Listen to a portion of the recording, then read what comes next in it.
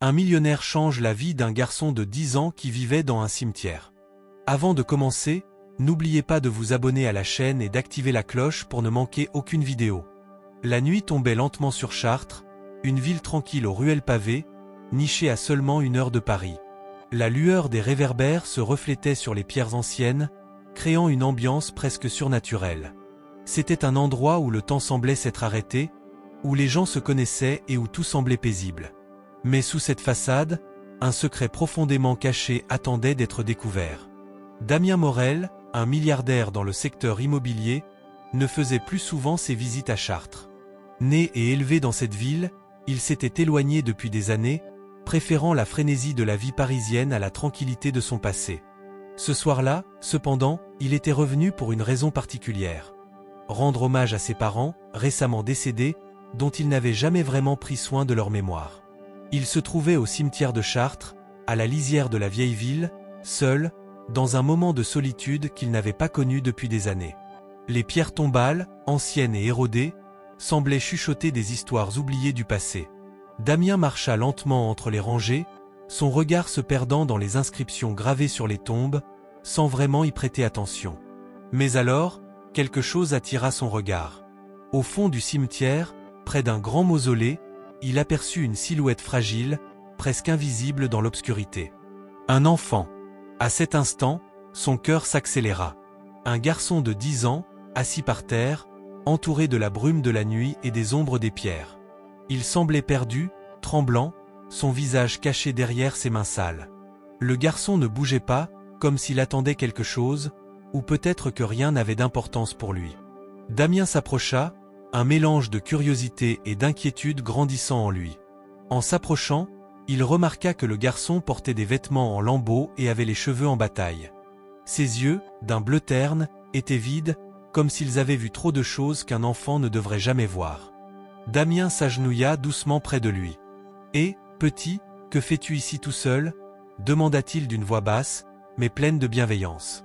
Le garçon leva lentement la tête, ses yeux fixant Damien, puis il tourna le regard, comme s'il n'osait pas répondre. « Je n'ai nulle part où aller, » murmura le garçon d'une voix tremblante. « Je vis ici. » Damien n'arrivait pas à croire ce qu'il venait d'entendre.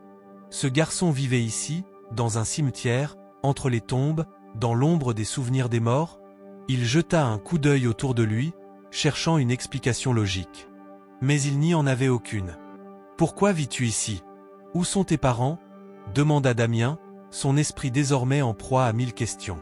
Le garçon baissa les yeux, évitant le regard de Damien. Ses lèvres tremblaient, mais il se força à répondre. « Ils sont partis. Maman est morte, et papa, je ne sais pas. » Damien sentit une bouffée de tristesse l'envahir. Un garçon de 10 ans, seul, abandonné dans un cimetière. Il ne pouvait pas comprendre comment cela avait pu arriver. Dans son monde de privilèges et de réussite, il n'avait jamais imaginé que de telles choses pouvaient se produire, encore moins dans sa propre ville, à quelques kilomètres de la capitale. Il tendit une main douce vers le garçon, cherchant à établir une connexion. « Tu as un nom ?» demanda-t-il, sa voix pleine de douceur. « Noah » répondit le garçon, d'une voix presque inaudible. Damien resta silencieux pendant un moment, réfléchissant à ce qu'il venait d'apprendre. Comment un enfant pouvait-il se retrouver dans une situation aussi désastreuse? Il avait l'habitude de prendre des décisions rapides et efficaces dans le monde des affaires, mais cette situation, ce garçon, il n'était pas préparé à cela. « Écoute, Noah, tu ne peux pas rester ici. Ce n'est pas un endroit pour un enfant. Viens avec moi, je vais t'aider. » Le regard de Noah se durcit instantanément. Il se recroquevilla sur lui-même, comme s'il voulait s'éloigner. « Non, je suis bien ici. Personne ne me veut ailleurs. » Il se leva lentement, se tenant près de la pierre tombale comme s'il s'y sentait plus en sécurité. Damien se leva aussi, hésitant. Ce n'était pas un simple acte de charité, c'était quelque chose de plus. Il ressentait un besoin de protéger ce garçon, un besoin qu'il n'avait jamais ressenti auparavant. Mais il savait que ce n'était pas aussi simple que cela. Il soupira, comprenant qu'il fallait agir avec patience. Il s'éloigna un peu, mais sans quitter Noah des yeux. « Je reviendrai te chercher demain, Noah. Et si tu changes d'avis, tu sauras où me trouver. » Le garçon resta là, immobile, les yeux fixés sur Damien. Ce dernier tourna les talons et commença à marcher vers la sortie du cimetière, mais il ne pouvait s'empêcher de jeter un dernier regard en arrière. Noah ne bougea pas, il n'avait pas bougé d'un centimètre. Mais quelque chose dans son regard changea. Peut-être un mince espoir commençait-il à naître dans ses yeux. Mais rien n'était certain. Damien ne savait pas encore ce qu'il allait faire exactement, mais une chose était claire. Cette rencontre allait changer sa vie à jamais. Le lendemain matin, Damien se réveilla tôt, bien avant l'aube. Son esprit était agité, tourmenté par la rencontre de la veille. Il n'avait pas pu oublier le regard de Noah, cet enfant solitaire, abandonné dans le cimetière. Il se leva de son lit luxueux dans sa maison de Chartres, bien éloigné du monde de souffrance dans lequel le garçon vivait. Il passa une main dans ses cheveux, essayant de chasser les pensées qui l'envahissaient. Il se rendit à la salle de bain et se regarda dans le miroir, son reflet lui renvoyant l'image d'un homme puissant et accompli. Mais, à cet instant précis, il ne se sentait pas aussi puissant. Il avait toujours cru que son argent, ses affaires, son pouvoir pouvaient résoudre tous les problèmes du monde. Mais ce petit garçon, perdu et sans abri, lui faisait douter de tout ce qu'il avait connu. L'idée que cet enfant vivait dans un cimetière le perturbait profondément. Damien prit une grande inspiration, se préparant à affronter une journée qui serait différente de toutes les autres. Il enfila son costume sur mesure, celui qu'il portait lors de ses affaires à Paris, mais ce matin-là, même son costume le plus élégant ne suffisait pas à le faire se sentir bien. Il se rendit dans sa cuisine pour prendre un café, puis se dirigea vers la porte de sa maison. Ce matin-là, il n'allait pas au bureau. Il n'allait pas chercher à conquérir de nouveaux marchés. Non, il allait retourner au cimetière. Il arriva au cimetière peu après l'aube. L'air était frais et calme, mais l'atmosphère était pesante. C'était comme si le cimetière lui-même attendait, lui aussi, une réponse. Il se dirigea immédiatement vers l'endroit où il avait vu Noah la veille, près du mausolée, mais il ne le trouva pas. Son cœur se serra. Était-ce trop tard? Le garçon était-il déjà parti? Il s'agenouilla, scrutant les environs, espérant apercevoir un signe de lui. Puis, au bout de quelques minutes d'incertitude, il entendit un bruit léger, un faible murmure. En tournant la tête, il aperçut Noah, assis sur un banc, ses jambes pendantes. Il ne semblait pas surpris de voir Damien. Au contraire, il leva les yeux vers lui et lui fit un léger signe de tête, comme si de toute manière, il savait que l'homme reviendrait. « Je t'ai retrouvé, » dit Damien, s'approchant du banc. Il s'assit lentement à côté du garçon, ne sachant pas trop comment entamer la conversation. « Tu m'as dit que tu vivais ici. Pourquoi ?» Noah baissa la tête, comme s'il était fatigué d'en parler. « Je n'ai nulle part où aller, » murmura-t-il, sa voix grave pour un enfant de 10 ans. « Personne ne veut de moi. Et ici, je suis en sécurité. Les morts ne me jugent pas. » Les mots du garçon frappèrent Damien comme un coup de poing. Il se sentit impuissant face à cette situation. « Mais tu es un enfant. Tu mérites un endroit où grandir, où être aimé, où avoir des amis. Pas ici. » Noah le regarda longuement, un regard sombre, comme s'il avait déjà vu trop de choses que les enfants ne devraient pas voir. Il n'y avait pas de lumière d'espoir dans ses yeux. « Je n'ai jamais eu ce genre de choses, » répondit-il d'un ton sec. « J'ai appris à vivre seul, à survivre. Et ici, je suis en paix. Personne ne me fait de mal. » Damien sentit son cœur se serrer. Il avait vu tant de choses dans sa vie de businessman, mais il n'avait jamais rencontré de situation comme celle-ci. Un garçon de 10 ans qui vivait dans un cimetière, sans famille, sans protection, sans amour. Il se tourna vers Noah et lui dit doucement, « Je veux t'aider. Je ne peux pas te laisser ici. Viens avec moi. J'ai une maison. Tu n'as pas à être seul. » Noah le regarda de nouveau, et cette fois-ci, ses yeux semblaient chercher quelque chose, un signe de vérité dans les paroles de l'homme. Il se leva lentement, les yeux toujours fixés sur Damien. « Pourquoi voudrais-tu m'aider? Je suis juste un garçon sans valeur. » Damien se leva également, prenant un moment pour réfléchir avant de répondre. « Parce que tout le monde mérite une chance. Toi aussi, tu as droit à une chance. Tu ne peux pas rester ici. Noah, viens avec moi. Je vais t'offrir un toit, des repas, et plus important encore, je vais t'offrir une vie. » Noah baissa les yeux, hésitant, comme s'il se battait contre ses propres pensées. « Je ne sais pas. Si je pars d'ici, je risque de tout perdre encore une fois. Peut-être que je n'ai pas de place ailleurs. Damien sentit une montée de frustration, mais il se contenait. Il ne pouvait pas forcer Noah, il ne voulait pas qu'il ait l'impression d'être un prisonnier. Tu n'as rien à perdre. Tu ne peux pas rester ici pour toujours. Je ne veux pas que tu grandisses dans un endroit comme celui-ci. Je veux que tu sois plus que ça. Il se tut un moment, observant Noah, cherchant un moyen de lui faire comprendre que cette offre n'était pas un simple geste de charité. C'était une chance. Une chance pour un avenir. Je reviendrai demain, dit Damien, et si tu changes d'avis, tu sauras où me trouver. Noah le fixa un instant, puis, comme si un minuscule éclat d'espoir venait de naître dans ses yeux, il hocha lentement la tête. Damien savait que ce n'était qu'un début. Mais c'était un début prometteur. Il n'allait pas abandonner Noah. Pas maintenant.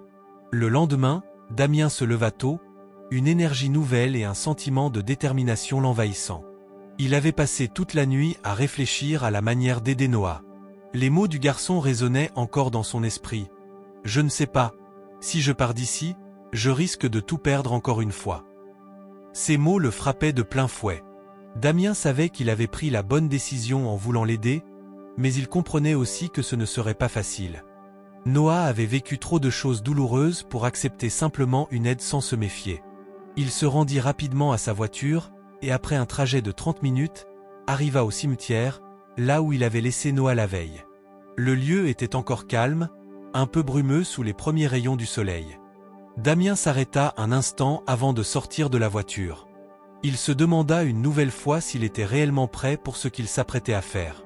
Après tout, il ne savait rien de ce garçon, si ce n'est qu'il avait grandi dans la misère et la solitude. En entrant dans le cimetière, il aperçut Noah assis sur un banc, son regard perdu dans l'horizon. Damien s'approcha lentement, ne voulant pas le brusquer. Mais il devait agir, il ne pouvait pas attendre plus longtemps. Il s'assit à côté de lui, son cœur battant la chamade. « Tu as réfléchi à ma proposition ?» demanda Damien d'une voix calme, sans pression. Noah tourna lentement la tête vers lui, ses yeux encore marqués par l'incertitude. Il semblait hésitant, comme s'il pesait le pour et le contre dans sa tête. Après un silence pesant, il répondit enfin « Je ne sais pas si je peux te faire confiance. J'ai déjà été déçu par trop de gens. Ils m'ont dit qu'ils m'aideraient, mais personne ne l'a fait. Je suis seul. » Damien se tourna vers lui, son regard ferme et sincère. « Je ne suis pas comme eux. Je ne te demande pas de me faire confiance tout de suite, mais je veux te donner une chance. C'est tout ce que je peux offrir. Une chance de changer ta vie. » Noah se leva brusquement, se tenant à l'écart de Damien. Il se tourna vers le mausolée, l'air perdu dans ses pensées. « Et si ça ne marche pas? Et si tu m'emmènes avec toi et que tout va encore mal? J'ai peur de ça.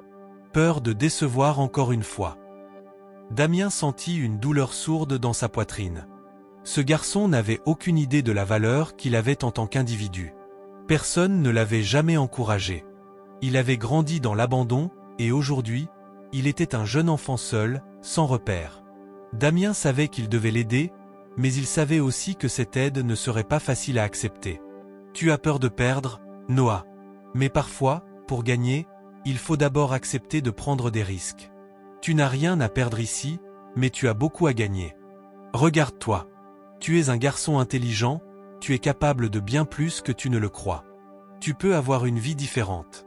Tu peux avoir un avenir, pas seulement survivre mais vivre pleinement. » Noah resta silencieux, mais son regard se radoucit légèrement.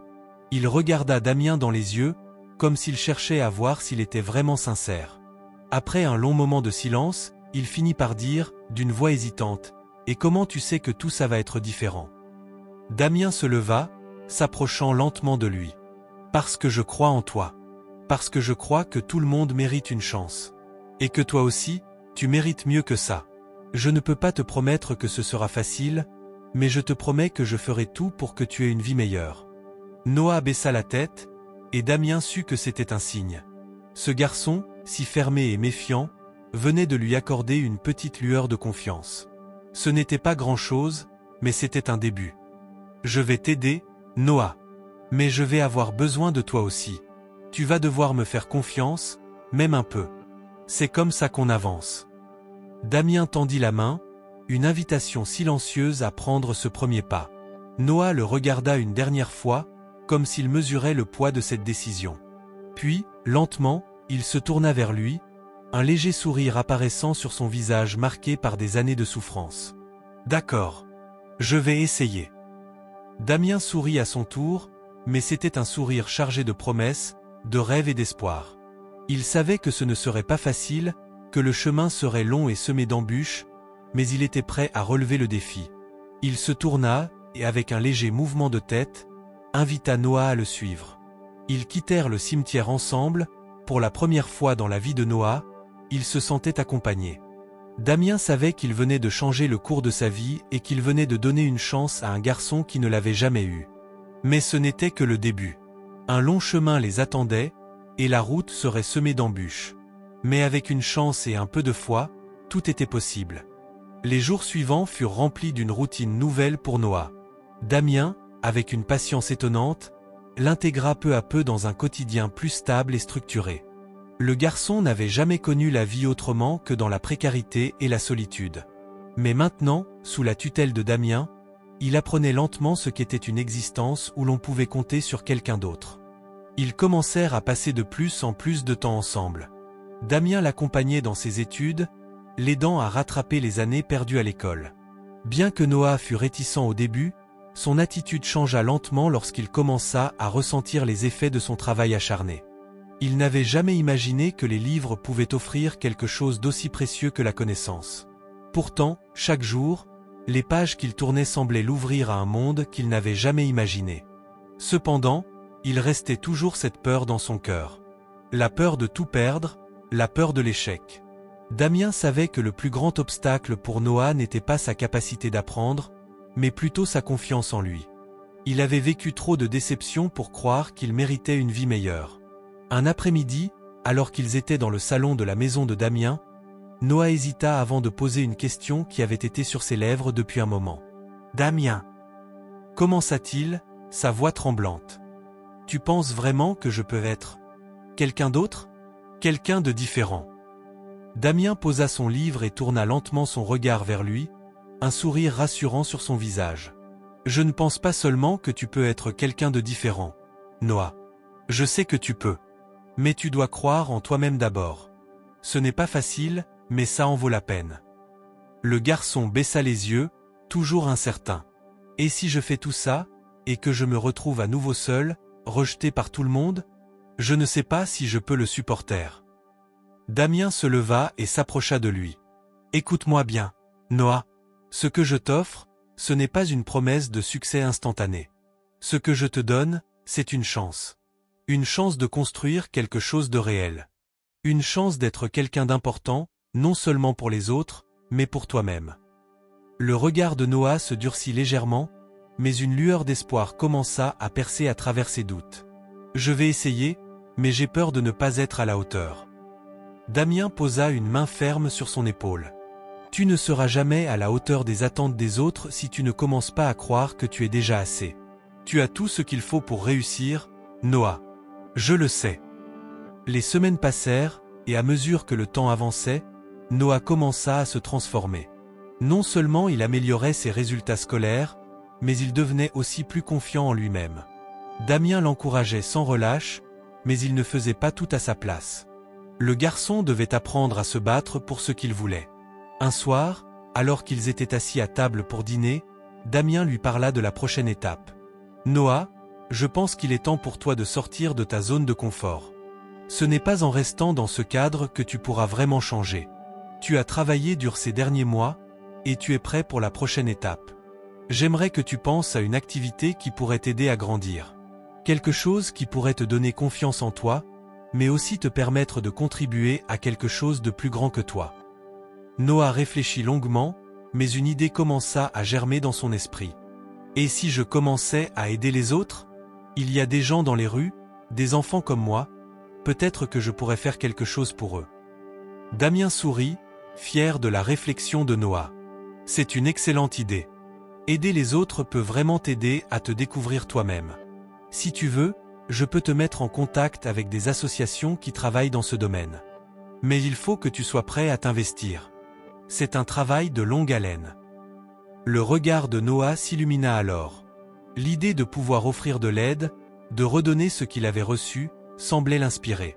Cela lui donna une nouvelle raison de se lever chaque matin, une motivation plus profonde que de simples études. Les semaines suivantes, Noah s'investit dans des projets bénévoles locaux, en particulier pour aider les enfants sans abri et les personnes dans le besoin. Il avait trouvé sa voie, celle qui lui permettait non seulement de donner un sens à sa vie, mais aussi de prouver à lui-même qu'il avait de la valeur. Chaque sourire qu'il recevait en retour était une récompense suffisante. À travers ses actions, il commença à se voir différemment.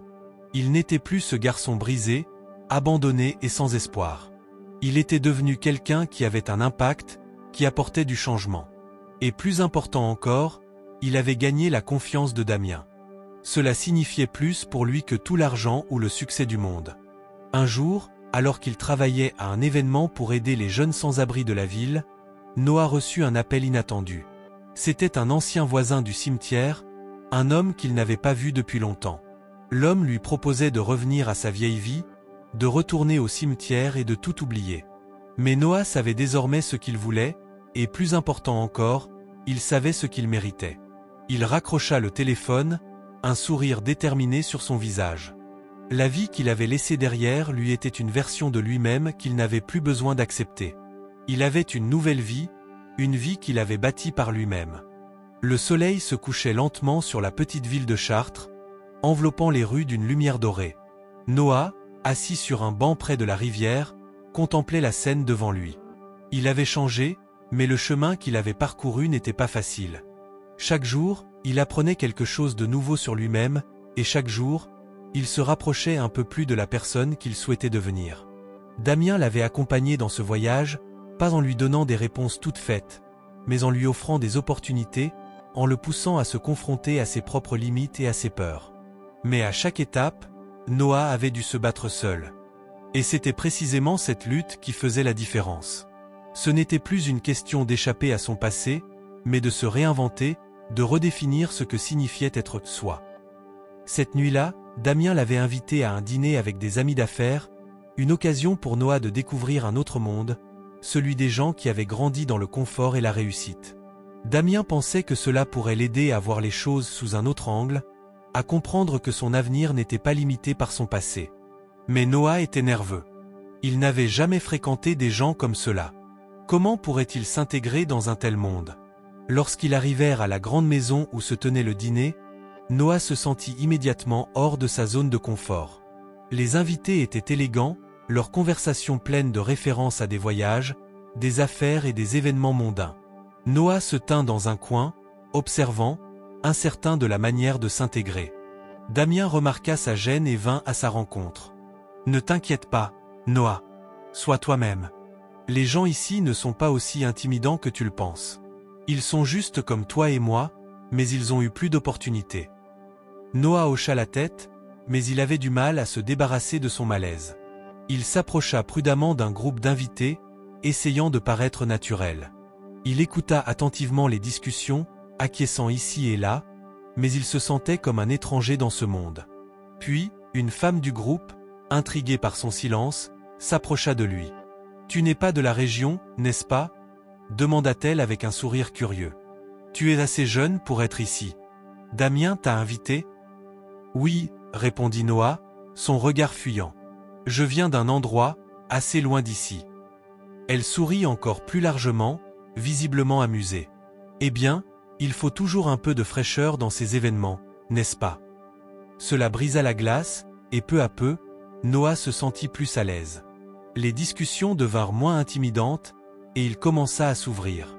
Il découvrit que beaucoup de ces personnes, bien que venant de milieux différents, avaient aussi leurs propres luttes, leurs propres peurs et incertitudes.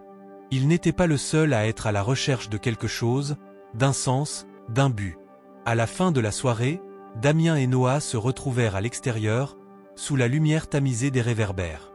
Damien regarda Noah avec un sourire satisfait. « Comment ça s'est passé ?»« J'ai survécu, » dit Noah en riant nerveusement, mais il était sincèrement soulagé d'avoir traversé l'épreuve. « Tu vois, » répondit Damien, « ce n'est pas si effrayant de rencontrer de nouvelles personnes, de sortir de ta zone de confort.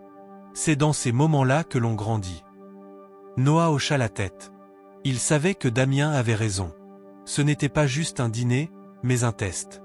Un test pour voir s'il pouvait s'intégrer dans ce monde, s'il pouvait se voir lui-même parmi ces gens. Et bien que cela ait été difficile, il avait prouvé qu'il en était capable. Au fur et à mesure que les semaines passaient, Noah commença à s'impliquer davantage dans les projets de Damien. Il ne s'agissait plus seulement de réussir à l'école ou d'aider les autres. Il s'agissait aussi de comprendre l'art de la négociation, du travail d'équipe, de la gestion des attentes. Noah commençait à saisir que la vie n'était pas simplement une question de chance ou de richesse, mais d'opportunités et de relations. Les bonnes connexions pouvaient changer le cours d'une vie, tout comme une simple conversation pouvait ouvrir de nouvelles portes. Damien, voyant la transformation de Noah, commença à lui confier des tâches plus importantes. Il lui laissa plus de responsabilités dans son entreprise, l'incitant à prendre des décisions et à comprendre les dynamiques de ses affaires. C'était une manière subtile, mais efficace, de lui apprendre les bases de l'entrepreneuriat et de la gestion. Noah apprenait à prendre des risques, à accepter l'échec, mais surtout à persévérer. Un après-midi, alors qu'il discutait d'une proposition de partenariat avec une entreprise locale, Damien lui posa une question qui le prit au dépourvu. « Noah, tu t'es toujours bien débrouillé avec les autres, mais je veux savoir, qu'est-ce que tu veux vraiment faire dans la vie? Quel est ton rêve ?» Noah resta silencieux un moment, réfléchissant profondément. Il avait toujours rêvé de pouvoir changer la vie des autres, mais maintenant il avait une vision plus claire de ce qu'il voulait accomplir. « Je veux aider les jeunes qui sont dans la rue, ceux qui n'ont pas de famille, ceux qui n'ont aucune chance de réussir. Je veux leur offrir une vraie chance. » Les yeux de Damien s'illuminèrent. « C'est un rêve noble, Noah. Et je suis sûr que tu peux le réaliser. » Noah sourit, un sourire confiant, bien plus assuré qu'il ne l'avait jamais été. Il savait que ce n'était que le début. Il avait maintenant un objectif. Et plus important encore, il avait trouvé une famille qui croyait en lui. Les jours se succédaient, et Noah sentait qu'il avait franchi un seuil qu'il n'aurait jamais cru possible quelques mois auparavant. Sa vie, qui avait été marquée par la solitude et les épreuves, était désormais remplie de nouvelles expériences, de rencontres et de défis qu'il n'aurait jamais imaginés. Grâce à Damien, il avait eu accès à un monde qu'il n'aurait jamais cru pouvoir atteindre. Mais à mesure que Noah grandissait, il se rendait compte qu'il ne s'agissait pas seulement de changer de circonstances extérieures. Ce qu'il était en train de vivre, ce que Damien lui avait appris, c'était un véritable changement intérieur. Ce jour-là, alors que le soleil se levait à peine sur Chartres, Noah se leva tôt, comme il en avait pris l'habitude depuis quelques semaines. Il était assis sur le banc près de la rivière, une tasse de café à la main, observant les premiers rayons de lumière toucher doucement les pavés de la ville. Il n'était plus l'enfant de 10 ans qui errait dans le cimetière. Il n'était plus cet enfant battu par la vie. Il avait un avenir devant lui, et pour la première fois depuis longtemps, il en était conscient. Damien avait organisé une réunion importante ce jour-là. Il avait invité Noah à se joindre à lui. D'où regardez-vous cette vidéo? Commentez ici, nous voulons savoir. N'oubliez pas de liker et de vous abonner à la chaîne. Passons à l'histoire. C'était l'occasion pour Noah de montrer ses progrès, de se faire remarquer dans un monde où il avait été un outsider, un inconnu. Cette réunion, qui rassemblait plusieurs entrepreneurs locaux, était l'opportunité rêvée pour Noah de se lancer dans le monde des affaires. C'était une chance qu'il ne pouvait pas laisser passer. Arrivé à la salle de réunion, Noah sentit une légère tension dans l'air. C'était une atmosphère différente de celle des dîners mondains auxquels il avait assisté avec Damien. Ici, c'était plus formel, plus concentré sur les affaires. Les regards étaient parfois perçants, mais Noah se tenait droit, une fois de plus résolu à prouver qu'il méritait sa place. « Rappelle-toi, Noah, dit Damien en l'accompagnant à la porte de la salle de réunion, ce n'est pas l'occasion de te cacher derrière ton passé. Tu as des compétences, des idées. Ce que tu as vécu te rend plus fort. Il est temps de le montrer. » Noah hocha la tête. Il savait que c'était sa chance. Damien avait cru en lui, et maintenant, il était temps de prouver que ce n'était pas en vain. La réunion débuta, et rapidement, Noah réalisa que ce n'était pas simplement des chiffres et des contrats qui comptaient ici. Ce qui faisait la différence, c'était la confiance en soi, la capacité à vendre ses idées, à influencer les autres. Damien présentait un projet de partenariat avec plusieurs entreprises locales, et chaque intervention était cruciale. Noah écoutait attentivement, enregistrant chaque détail, chaque nuance des conversations. Au bout d'un moment, Damien se tourna vers lui. « Noah, tu veux prendre la parole ?» C'était une offre inattendue. Noah savait que c'était un test. Il se leva lentement, sentant son cœur battre un peu plus fort. Mais au lieu de céder à la peur, il se força à se concentrer sur ce qu'il savait. Il savait que c'était sa chance de briller, de montrer qu'il avait quelque chose à apporter. « Bonjour à tous » commença-t-il, sa voix un peu tremblante au début, mais se renforçant rapidement. « Je m'appelle Noah, et je travaille avec Damien sur ce projet. Nous avons discuté ensemble de plusieurs façons dont ce partenariat pourrait non seulement bénéficier à nos entreprises, mais aussi à la communauté de Chartres. » Il marqua une pause, observant les visages autour de la table. « Mais ce qui est essentiel, c'est que nous ne devons pas juste penser en termes de profit. Nous devons penser à la manière dont ce partenariat peut avoir un impact durable, non seulement pour nous, mais aussi pour ceux qui n'ont pas les mêmes opportunités que nous. » Les yeux des participants se braquèrent sur lui. Ce n'était pas ce qu'ils attendaient. Mais c'était exactement ce que Noah voulait dire. Il poursuivit. « Je viens d'un endroit où tout était difficile. Un endroit où les gens n'ont pas accès aux mêmes ressources que nous ici. Mais je sais que, grâce à ce partenariat, nous pouvons créer quelque chose qui pourra les aider. Ce n'est pas seulement une question d'argent, mais de faire la différence. De changer des vies. » À cet instant précis, Noah se sentit plus fort que jamais. Il avait trouvé ses mots, sa mission. Il savait pourquoi il était là, et c'était bien plus que juste gagner de l'argent ou réussir dans les affaires. C'était l'occasion de créer un véritable changement. La salle était silencieuse après son discours. Puis, l'un des hommes présents, un entrepreneur local d'une grande renommée, prit la parole. « Tu as raison, dit-il, le regardant droit dans les yeux. Ce partenariat ne doit pas seulement être bénéfique pour les entreprises. Nous devons également penser à l'impact sur la communauté. Tu as un bon point, Noah. » Les autres acquiescèrent lentement, et un murmure d'approbation parcourut la pièce. Noah sentit un poids se lever de ses épaules. Il avait été entendu. Et il avait réussi à faire entendre sa vision. Après la réunion, Damien s'approcha de lui, un sourire fier sur le visage. « Je savais que tu en étais capable. » Noah le regarda, un sourire sincère sur les lèvres. Il avait fait un grand pas aujourd'hui. Il savait que ce n'était que le début, mais il se sentait prêt à affronter ce nouveau monde, à lutter pour ce en quoi il croyait. Il avait trouvé sa place parmi ces gens, mais plus important encore, il avait trouvé son propre chemin. Le mois suivant la réunion fut pour Noah une période de croissance et de prise de décision.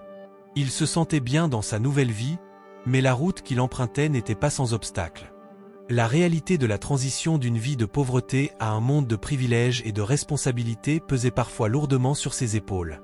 Même avec l'aide de Damien, il se sentait parfois comme un étranger dans ce monde où l'argent et les affaires dictaient tout. Un matin, alors qu'il marchait dans les rues pavées de Chartres, Noah réfléchissait à ce qui l'attendait. Il était au milieu d'un projet d'entreprise qui, s'il réussissait, pourrait non seulement changer sa vie mais aussi celle de nombreuses personnes dans la ville. Damien l'avait encouragé à participer à une nouvelle initiative, une fondation qui aiderait les enfants défavorisés à accéder à des opportunités similaires à celles qu'il avait eues. C'était un défi qu'il ne pouvait pas refuser, mais la pression de jongler entre sa vie professionnelle et cet engagement humanitaire l'avait épuisé.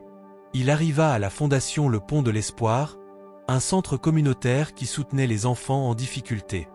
Damien l'avait demandé de rencontrer les enfants qu'il soutenait.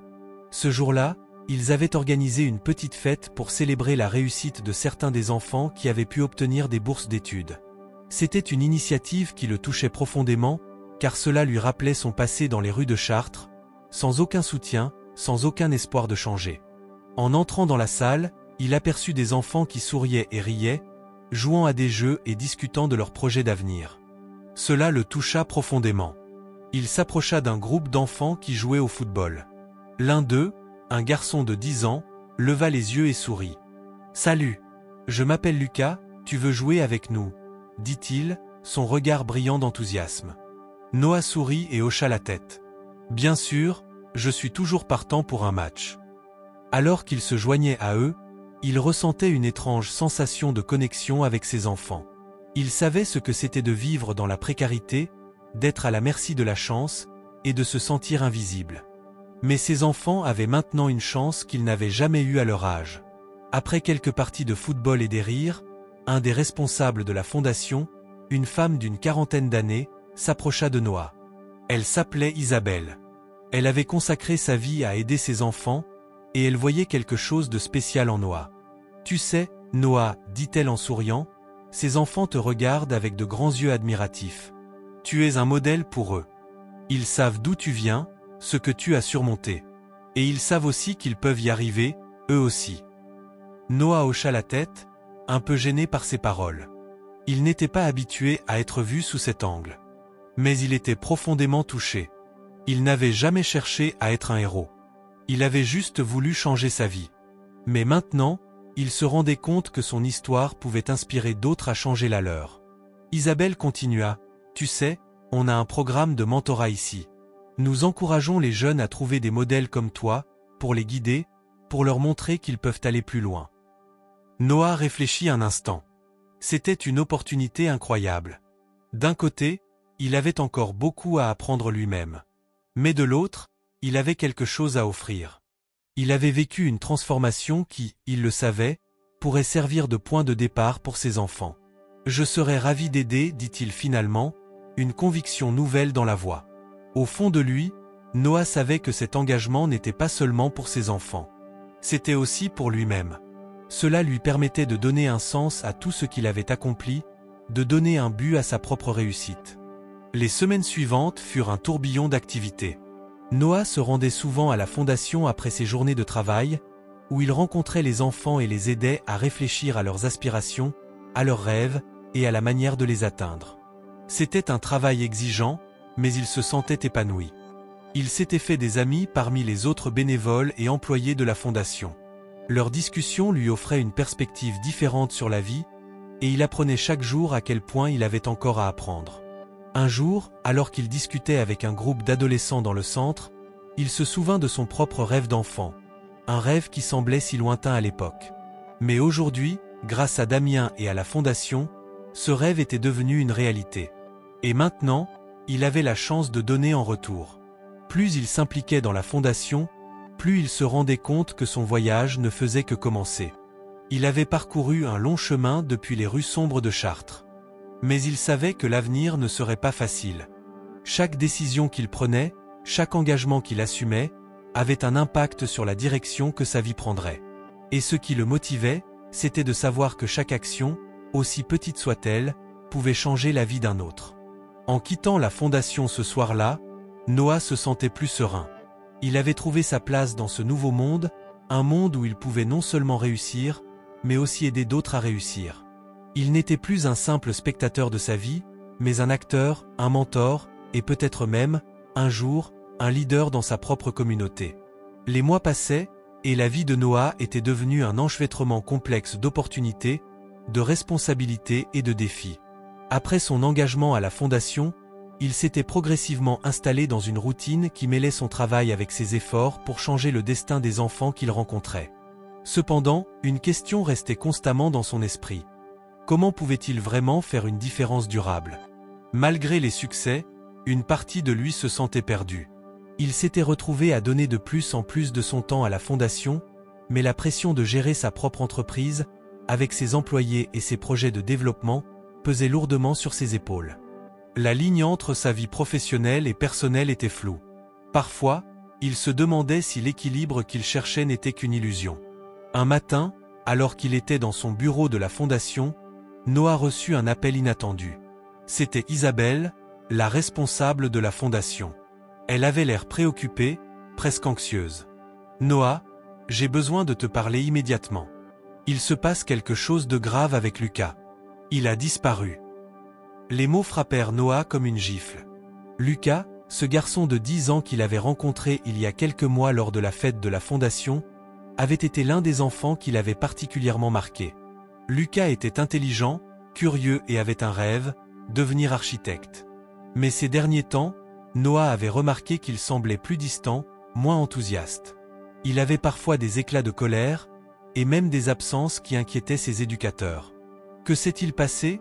demanda Noah, son cœur battant plus vite. Nous pensons qu'il est parti de la maison. Il a quitté sa mère et a disparu dans les rues. Nous avons alerté la police, mais je voulais que tu sois au courant. Tu connais peut-être des choses qu'on ignore. Noah sentit une boule se former dans son estomac. Comment avait-il pu manquer des signes aussi évidents? Il avait vu en Lucas un garçon brillant et prometteur, mais peut-être que derrière son sourire se cachaient des tourments qu'il n'avait pas perçus. Il se leva rapidement, abandonnant son bureau et prenant ses affaires en hâte. « Je viens tout de suite. Je vais le retrouver », dit-il avec détermination. En arrivant à la fondation, il fut accueilli par Isabelle et un groupe de bénévoles. La tension était palpable. La police faisait déjà son enquête, mais la situation semblait de plus en plus désespérée. Lucas n'était pas un enfant qui disparaissait sans raison, mais il semblait avoir pris une décision qui défiait toute logique.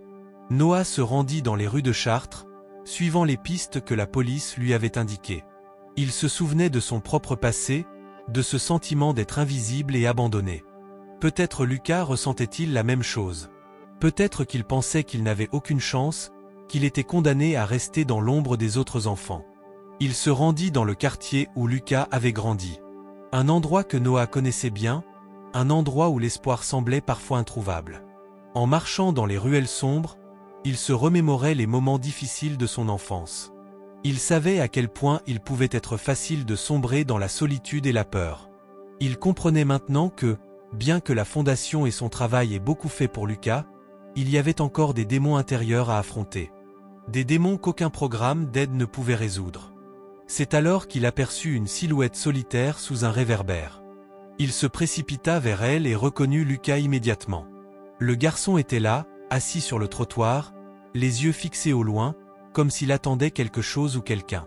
Il semblait fatigué, épuisé par la lutte intérieure qui se jouait en lui. « Lucas » appela Noah, son cœur battant à tout rompre. Le garçon leva les yeux, et pour un instant, il ne sembla pas reconnaître Noah. Puis, après un silence lourd, il se leva lentement, s'approchant de lui. « Tu m'as retrouvé » murmura Lucas, ses yeux remplis de larmes qui menaçaient de couler. Noah s'agenouilla devant lui, et doucement, posa une main sur son épaule. « Je ne t'abandonnerai jamais, Lucas. Personne ne t'abandonnera. Mais tu ne peux pas rester ici. Ce n'est pas la solution. » Lucas baissa les yeux. « Je n'ai pas de place dans ce monde. Personne ne me voit. Je n'ai pas d'avenir, Noah. » Noah se souvint des paroles d'Isabelle, des discussions avec les autres enfants à la fondation. Il avait vu tant de jeunes avec des rêves, des ambitions, mais aussi des blessures profondes. Et il savait que parfois, il fallait plus que des bonnes intentions. Il fallait de l'écoute, de la patience, et surtout, de l'amour. Tu sais, Lucas, quand j'étais plus jeune, je pensais que j'étais invisible aussi. Que personne ne s'intéressait à moi. Mais tu sais quoi? La vérité, c'est qu'il y a des gens qui te voient. Des gens qui veulent t'aider, qui croient en toi. Et je crois en toi, Lucas. Les mots touchèrent quelque chose en Lucas. Les larmes commencèrent à couler sur ses joues. Il se laissa aller dans les bras de Noah, qui le serra doucement. « Tu n'es pas seul. Tu n'as jamais été seul, » murmura Noah. « Tu as des gens qui t'aiment et qui se battent pour toi. » Ils restèrent là, un moment, dans le silence, avant que Noah ne se relève, aidant Lucas à se lever également. « Viens, on va rentrer à la fondation. Il est temps de reconstruire, ensemble. » Les jours qui suivirent furent marqués par un changement profond dans la vie de Lucas. Après sa rencontre avec Noah, il se sentait différent. Comme s'il avait retrouvé une partie de lui-même qu'il avait perdue depuis trop longtemps. La fondation lui offrait non seulement un toit, mais aussi une chance de se reconstruire. L'idée qu'il pourrait un jour atteindre ses rêves semblait moins lointaine, moins inaccessible. Cependant, une question restait dans son esprit. Pourquoi avait-il si longtemps cru qu'il n'avait pas de place dans ce monde? Pendant que Lucas commençait à s'intégrer dans la vie de la fondation, Noah se retrouvait face à de nouveaux défis. L'équilibre entre son rôle de mentor et sa vie d'homme d'affaires devenait de plus en plus fragile. La fondation grandissait rapidement, et les demandes de soutien se multipliaient. Il devait maintenant jongler entre des réunions importantes et des visites à l'hôpital, des discussions avec des partenaires potentiels et des rencontres avec des enfants en difficulté. Chaque jour semblait être un tourbillon d'activités, et bien que ses efforts portaient leurs fruits, Noah sentait parfois qu'il perdait de vue pourquoi il avait commencé tout cela. Un après-midi, alors que Noah terminait une réunion avec un investisseur, il reçut un appel de la part d'Isabelle. Son ton était grave, ce qui incita immédiatement Noah à se concentrer. « Noah, il y a quelque chose que tu dois savoir. Lucas a fait quelque chose d'incroyable aujourd'hui. Il a donné un discours devant tous les enfants de la fondation et a partagé son histoire. C'était bouleversant. Il a dit qu'il avait presque tout abandonné, mais qu'il ne voulait plus vivre dans l'ombre. Il a dit que toi, tu lui avais montré qu'il avait une place dans ce monde. » Noah sentit son cœur se serrer à ces mots. Lucas, ce jeune garçon qu'il avait presque perdu, était maintenant capable de parler de ses peurs et de ses rêves devant une salle pleine de personnes. C'était un moment marquant, non seulement pour Lucas, mais aussi pour Noah. Cela lui rappela la raison pour laquelle il avait fait tout ce travail, pourquoi il s'était sacrifié sans compter. « Je suis fier de lui, » répondit Noah, sa voix un peu émue. C'est exactement ce qu'il fallait. Il commence à croire en lui-même. Et il ne sera plus jamais seul. Mais Isabelle, visiblement préoccupée, ajouta « Mais il y a plus. Lucas. Lucas veut rencontrer son père. Il pense que cela pourrait l'aider à guérir. Mais nous ne savons même pas où il est. Et je me demande si c'est une bonne idée. » Noah se tourna vers la fenêtre de son bureau, fixant l'horizon. Il avait bien entendu parler du passé de Lucas, de son père violent et de la vie que le garçon avait dû fuir. Le père de Lucas était un homme avec un lourd passif, et il était difficile d'imaginer une réconciliation. Mais Noah savait aussi que parfois, affronter son passé pouvait être la seule façon de se libérer. « Je vais m'en occuper, » dit-il finalement. « Je vais trouver son père et voir ce qu'il en est. » Ce fut ainsi que Noah se lança dans une nouvelle mission, une mission plus personnelle que toutes les autres. Il se rendit à la petite ville où vivait le père de Lucas, un endroit qu'il n'avait pas visité depuis longtemps.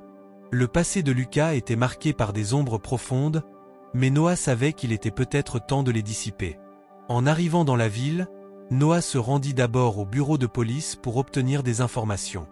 Après quelques heures de recherche, il apprit que le père de Lucas, Martin, vivait dans un modeste appartement à la périphérie de la ville. L'homme n'avait pas eu de contact avec son fils depuis des années, mais les rumeurs disaient qu'il regrettait amèrement son comportement. Noah arriva à l'adresse indiquée et se retrouva face à un petit immeuble de briques rouges. Il monta les escaliers jusqu'à l'appartement de Martin. Lorsqu'il frappa à la porte, un silence lourd suivit, avant que des bruits de pas ne se fassent entendre à l'intérieur. La porte s'ouvrit lentement, et Noah se retrouva face à un homme d'une cinquantaine d'années, les cheveux grisonnants, le visage marqué par le temps et les erreurs du passé.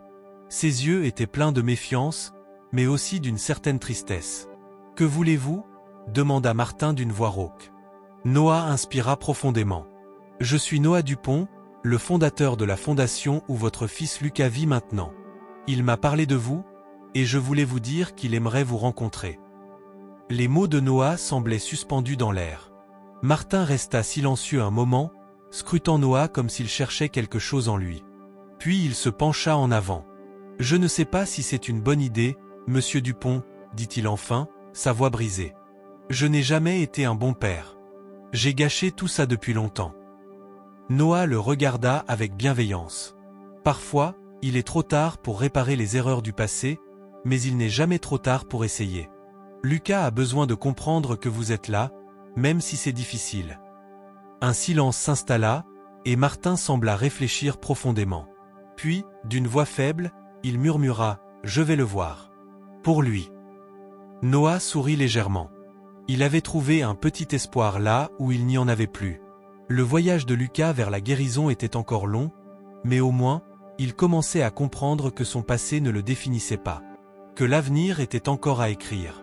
Le soleil se couchait lentement sur la ville de Chartres, baignant les rues de lumière dorée. Lucas, désormais âgé de 11 ans, regardait par la fenêtre de sa chambre à la fondation, perdu dans ses pensées. Sa vie avait changé de manière irréversible depuis qu'il avait rencontré Noah. Ce dernier n'était pas seulement un mentor.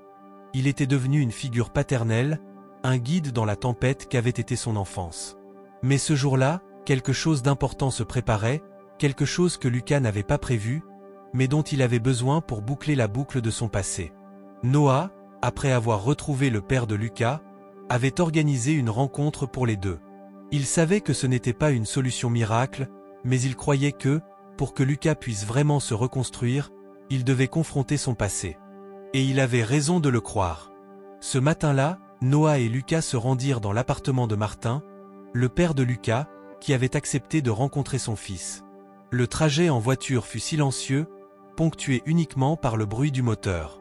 Lucas n'était pas nerveux, mais il ressentait une sorte de pression, comme si ce moment allait décider du reste de sa vie. Il n'avait aucune idée de ce qui l'attendait, mais il avait confiance en Noah. Ensemble, ils allaient affronter ce chapitre sombre de son histoire. Lorsqu'ils arrivèrent à l'immeuble, Lucas sentit son cœur s'accélérer. L'appartement de Martin était situé au dernier étage d'un bâtiment ancien. En montant les escaliers, les pas résonnaient comme une sorte de prémonition, un écho du passé de Lucas qu'il n'avait jamais pu effacer. Mais maintenant, il avait changé. Il était plus fort. Il savait que ce qu'il avait traversé ne le définissait plus. La porte s'ouvrit, et Martin les accueillit avec un air étrange, entre la culpabilité et la tristesse. Son regard s'adoucit lorsqu'il aperçut Lucas, qui se tenait là, hésitant mais résolu. « Lucas, » dit Martin d'une voix rauque. « Tu es grand maintenant. » Lucas hocha la tête, son regard fixé sur l'homme qu'il avait appelé père autrefois. Mais les souvenirs de cet homme violent et distant étaient désormais flous, comme une vieille photo qui se décolore avec le temps. Noah les regarda en silence, se tenant à l'écart, comme un spectateur de cette rencontre qu'il savait cruciale. Il avait donné à Lucas les clés de son avenir, mais c'était à lui seul de décider de ce qu'il voulait faire de ce moment. « Je ne suis pas là pour te juger, » commença Lucas, sa voix ferme mais douce. « Je suis là pour te dire que je vais bien. Grâce à Noah. Grâce à la fondation. Et je vais continuer à avancer. » Martin baissa les yeux, visiblement ému. « Je ne savais pas comment être un bon père. J'ai gâché tout ça. J'ai gâché ta vie. » Lucas le regarda, ne sachant pas s'il devait ressentir de la colère, de la tristesse ou de la compassion. Tout ce qu'il ressentait à cet instant, c'était un vide. Un vide qu'il avait comblé avec le temps, avec le soutien de Noah et des autres enfants de la fondation. Mais il n'était pas prêt à accepter que son passé le définisse encore. Son avenir était devant lui, et il n'avait pas l'intention de le laisser échapper. « Je ne te demande pas de me pardonner, » continua Lucas. « Mais je veux que tu saches que ce que j'ai vécu, ce n'était pas ma faute. Et je suis heureux de pouvoir recommencer. Pas avec toi, mais avec ceux qui m'ont aidé à m'en sortir. » Le silence s'installa entre les deux. Martin leva les yeux vers son fils, et cette fois, il n'y avait pas de colère ni de méfiance dans son regard, seulement un regret profond. « Je comprends, » murmura-t-il. « Je suis désolé. » Ce fut tout. Lucas n'avait pas besoin de plus. Il n'attendait pas de réconciliation miraculeuse, il ne cherchait pas à changer le passé. Ce qu'il voulait, c'était pouvoir enfin se détacher de cette histoire douloureuse et avancer. Noah s'approcha alors de lui, posant une main sur son épaule. « Tu es prêt, Lucas? Prêt à écrire ton propre avenir ?» Lucas tourna son regard vers lui et sourit. Pour la première fois depuis longtemps, il se sentait en paix. Le passé ne l'avait pas détruit, il l'avait forgé. Et maintenant, il était prêt à se donner toutes les chances de réussir. Ils quittèrent l'appartement de Martin, et la lumière du soir les accompagna sur le chemin du retour. Lucas savait que la route serait encore longue, mais il avait désormais une vision claire de ce qu'il voulait accomplir. Il ne serait jamais celui qu'il avait été. Il avait trouvé sa place dans ce monde, grâce à ceux qui l'avaient soutenu. Et Noah, à ses côtés, savait que ce jeune garçon, désormais devenu un jeune homme, allait faire des choses incroyables. Son histoire n'était que le début d'un voyage qu'il avait décidé de tracer par lui-même. Ainsi se termina le voyage de Lucas, non pas par une rencontre avec son père, mais par une rencontre avec lui-même. Et dans ce nouveau chapitre de sa vie, il ne serait jamais seul. Si vous êtes arrivé jusqu'ici, commentez Cimetière, aimez, partagez, cela nous aidera beaucoup. Abonnez-vous pour ne pas manquer les prochaines vidéos.